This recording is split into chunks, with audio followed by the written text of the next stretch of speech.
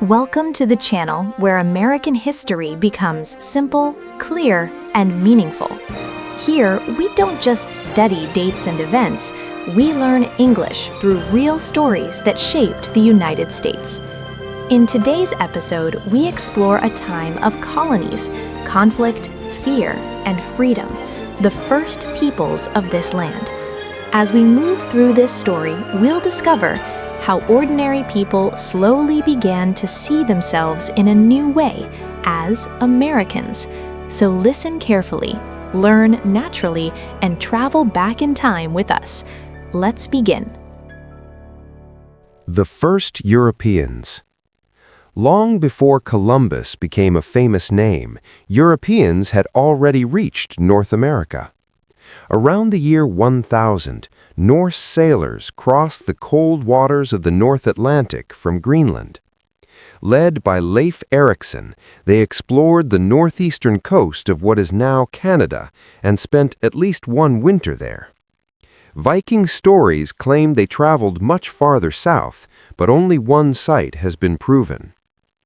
In 1963, archaeologists discovered the remains of Norse houses at Los Omeros in Newfoundland. This confirmed that the Vikings were the first known Europeans to set foot in North America, but their presence did not last. Nearly 5 centuries later, Europe's attention turned west again. In 1492, Christopher Columbus reached the Caribbean while searching for a new route to Asia. Although he never saw the mainland of what would become the United States, his voyage opened the door to a wave of exploration. Just 5 years later, in 1497, an Italian sailor named John Cabot, sailing for the English crown, reached Newfoundland. His journey was soon forgotten, but it later gave England an important claim to land in North America and access to rich fishing grounds that attracted fishermen from across Europe. The Spanish moved quickly. In 1513, Juan Ponce de León landed on the coast of Florida near today's St. Augustine. After Spain conquered Mexico in 1522, it became the dominant European power in the Americas. Explorers mapped coastlines, rivers, and lands unknown to Europeans. The continent was given a name, America, after the Italian explorer Amerigo Vespucci, whose popular writings described a new world. By 1529, accurate maps showed the Atlantic coast from Canada to South America. Spanish expeditions pushed deep into the continent. In 1539, Hernando de Soto traveled through the southeastern lands, reaching the Mississippi River while searching for gold. A year later, Francisco Vázquez de Coronado explored the southwest, reaching the Grand Canyon and the Great Plains. He found no treasure, but his lost horses transformed life for Native Americans on the plains, who soon became skilled horse riders. Meanwhile, the French explored the north. In 1524, Giovanni da Verrazzano sailed along the Atlantic coast. In the 1530s, Jacques Cartier explored the St. Lawrence River, laying the foundation for French claims in Canada. France attempted early settlements, including one in Florida, but Spanish forces destroyed it in 1565. That same year, the Spanish founded St. Augustine, the first permanent European settlement in what would later become the United States. As gold and silver poured into Spain, other European nations took notice. England, encouraged by privateers like Francis Drake, began to challenge Spanish power. In 1585, Sir Walter Raleigh attempted to establish a colony on Roanoke Island, but it failed. 2 decades later, the English tried again, this time at Jamestown in 1607. This attempt would succeed, and with it, a new era in North American history began. Early settlements. In the early 1600s, a great movement began. Small at first, almost unnoticeable, it slowly grew into one of the largest migrations in human history. Over the next 3 centuries, millions of Europeans would cross the Atlantic and help build a new society in North America. The journey was long and dangerous. Men, women, and children traveled in small, overcrowded ships, often spending 6 to 12 weeks at sea. Food was scarce, disease spread quickly, and violent storms battered the ships. Many never reached the new land. Those who survived arrived with powerful hopes and deep fears. Most settlers left Europe to escape poverty, political oppression, or religious persecution. In England, economic hardship was widespread. Jobs were scarce, wages were low, and poor harvests made life even harder. Landowners fenced off farmland for sheep, forcing thousands of families off the land. For many, America seemed like the only chance for a better life. When the settlers first saw North America, they were overwhelmed. Thick forests stretched endlessly along the coast. The land was wild, unfamiliar, and often frightening. Survival was uncertain. The settlers might not have lived through those early years without the help of Native Americans. Indigenous communities taught them how to grow local crops such as corn, beans, squash, and pumpkins. They showed them how to hunt and adapt to the environment. Nature offered both danger and opportunity. Vast forests provided wood for houses, ships, furniture, and trade goods. Wildlife supplied food and fur. Rivers and coastlines made travel and trade possible. Still, the colonies could not survive alone. Trade with Europe was essential for tools, clothing, weapons, and supplies the settlers could not produce themselves. Geography shaped settlement patterns. The long coastline offered many natural harbors, making trade easier. Large rivers like the Hudson, Delaware, and Potomac connected inland areas to the sea. However, the Appalachian Mountains, dense forests, and Native American resistance slowed expansion westward. For nearly a century, most settlers stayed close to the coast. Political events in Europe also pushed people across the ocean. In the 1630s, the rule of King Charles I drove many to leave England. Later, supporters of the king fled to Virginia after his defeat.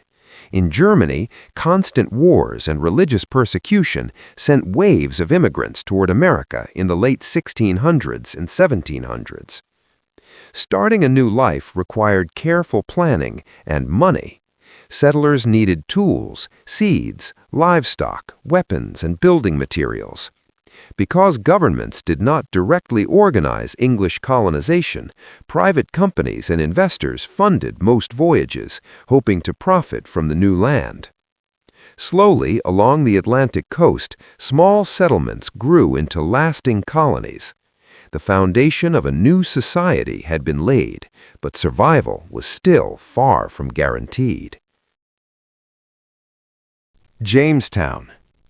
In 1607, a small group of about 100 Englishmen sailed into the Chesapeake Bay with big dreams and very little preparation. Backed by the Virginia Company and approved by King James I, they were sent to establish England's first permanent colony in North America. To avoid conflict with the powerful Spanish, the settlers chose a location about 60 kilometers inland, along a river they named the James River. They called their new settlement Jamestown. From the beginning, life was extremely difficult. Most of the settlers were not farmers. They were merchants, gentlemen, and adventurers who hoped to find gold and return home rich. They lacked the skills, and sometimes the patience, needed to survive in the wilderness. Disease, hunger, and conflict with local Native American tribes quickly took their toll. Food ran short, clean water was scarce. Tensions grew inside the settlement. One man, however, helped hold the colony together, Captain John Smith. Strict, determined, and often unpopular, Smith enforced discipline and demanded that everyone work. His leadership, though harsh, saved Jamestown from early collapse. In 1609, Smith returned to England after being injured. Without him, order disappeared. That winter became known as the Starving Time. Disease and hunger killed most of the settlers. By the spring of 1610, only 60 people remained alive. Despite this near disaster, Jamestown survived. That same year, another settlement, Henrico, near today's Richmond, was founded farther up the river.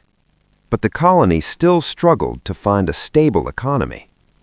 The turning point came in 1612, when John Rolfe successfully grew a new type of tobacco. By combining seeds from the Caribbean with native plants, he created a product that Europeans loved. The first shipment reached England in 1614. Tobacco changed everything. Within 10 years, it became Virginia's main export and source of wealth. But prosperity came at a terrible cost. Disease remained common, and violent conflicts with Native Americans continued. Between 1607 and 1924, nearly 14,000 people migrated to Virginia. Yet by 1624, only 1,132 were still alive. Seeing the colony's instability, the king dissolved the Virginia Company and made Virginia a royal colony in 1624. Jamestown had survived its hardest years, but the price had been enormous. England had finally secured a foothold in North America. Massachusetts. While Jamestown struggled to survive in the South, a very different kind of colony was taking shape in the North. In the early 1600s, England was shaken by deep religious conflict. A group known as the Puritans wanted to reform the Church of England. They believed church services should be simple and based on strict Protestant beliefs. Their ideas threatened the unity of church and state and angered the English crown. Some Puritans went even further. These separatists believed the church could never be reformed. In 1607, a small group fled to Holland, where they were allowed to worship freely. But freedom came with hardship. Most could only find low-paying jobs, and their communities struggled to survive. Eventually, they made a bold decision to start over in the New World. In 1620, 101 separatists boarded the Mayflower, hoping to reach Virginia. Storms pushed them far north, and they landed on Cape Cod instead. Because they were outside any official government authority, the men signed an agreement to govern themselves fairly. This document became known as the Mayflower Compact, an early step toward self-rule. The settlers, later called Pilgrims, reached Plymouth Harbor in December. Their first winter was brutal. Cold, hunger, and disease killed nearly half of them. Once again, survival depended on Native Americans. The Wampanoag people taught them how to grow corn and survive the land. By the next autumn, the Pilgrims had food, trade, and a fragile sense of stability. A larger wave followed soon after. In 1630, thousands of Puritans arrived in Massachusetts Bay under a charter from King Charles I. Their leader, John Winthrop, believed they were creating something special, a city upon a hill, a society meant to serve as a moral example to the world. Unlike other colonies, Massachusetts brought its charter with it. This meant the colony governed itself. Power rested with the general court, made up of church members, ensuring Puritan control over both religion and politics. Winthrop served as governor for much of the next generation. But strict religious rule led to conflict. Some settlers believed the colony had gone too far. Roger Williams argued that church and state should be separate and that Native Americans should be paid for their land. Anne Hutchinson challenged Puritan religious teachings. Both were banished. Williams went on to found Rhode Island in 1636, a colony based on religious freedom and separation of church and state, ideas far ahead of their time. Meanwhile, others left Massachusetts for practical reasons. Farmers moved to the fertile Connecticut River Valley, seeking better land. These new communities often expanded voting rights beyond church members, slowly increasing political participation. As more settlers arrived, towns spread into New Hampshire and Maine. The New World continued to offer land, opportunity, and the promise of freedom. New Netherland and Maryland. Not all European colonies in North America were English. In 1609, an English-born sailor named Henry Hudson, working for the Dutch East India Company, explored the waters around today's New York City. He sailed up a wide river, later named the Hudson River, reaching as far as present-day Albany. His journey gave the Dutch a strong claim to the region. The Dutch were practical people. Their main interest was trade, especially furs. To control the fur trade, they built strong relationships with the Iroquois Confederacy, whose lands stretched deep into the interior. In 1617, the Dutch built a fort where the Hudson and Mohawk rivers meet. It later became the city of Albany. Soon after, settlers moved onto Manhattan Island. In 1624, the Dutch purchased the island from local Native Americans for what later became known as $24 worth of goods. They renamed it New Amsterdam. To attract settlers, the Dutch created the patroon system. Wealthy investors who brought 50 adults to the colony received huge estates along the river. These patroons controlled land, courts, and trade. Farmers worked the land as tenants, paying rent and sharing crops. The system brought settlers, but it also created tension and inequality. South of New Netherland, a small Swedish colony briefly appeared along the Delaware River. Lacking support and resources, it was eventually absorbed by the Dutch and later by the English. Further south, another colony took shape with a very different purpose.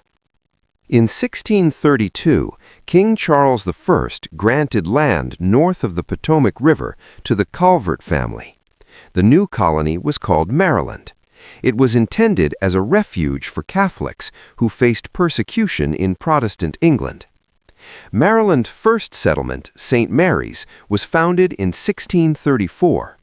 Although the colony welcomed Catholics, the Calverts also encouraged Protestants to settle there. They needed farmers, workers, and investors to make the colony profitable. Maryland's government mixed old and new ideas. The Calvert family held great power, but laws required the approval of landowners. To attract settlers, the colony offered land instead of strict feudal control. As independent farms increased, settlers demanded political representation. In 1635, Maryland's first legislature met, giving colonists a voice in their government. Together, New Netherland and Maryland showed that North America was becoming a patchwork of cultures, beliefs, and ambitions, all competing, trading, and expanding in a land already deeply inhabited. America was built by many hands, free, unfree, and forgotten. Their stories still matter today. If history helps us understand the present, then remembering these people is a responsibility. If you found this story useful, like the video, subscribe, and continue learning history through stories.